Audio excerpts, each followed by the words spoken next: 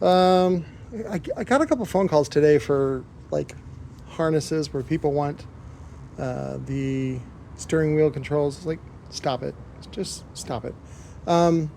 Again, what you want to do is just use the aux input with a Bluetooth connector and then use your phone.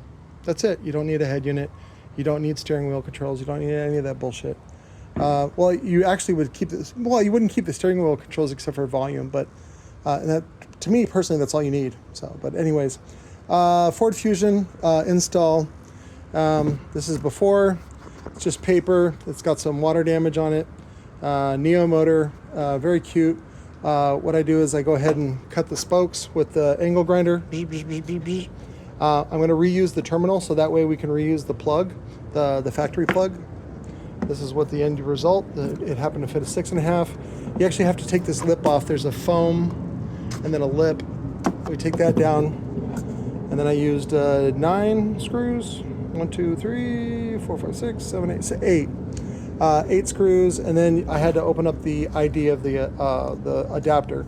And then I just did this where I just soldered back to the original terminals. Positive on the left, as you can see. And that's an indicator. This has 4 terminals. What that is typically is 2 inputs and then 2 outputs, and the outputs then go up to the tweeter. That's it. It's not very hard.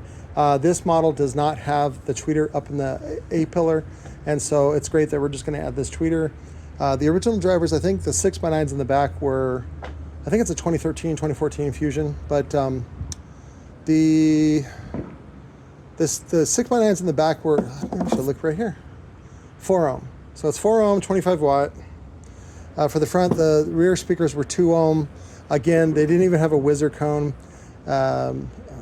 Whatever. This is just going to sound tits McGee better than the original just because of the tweeter. That's it.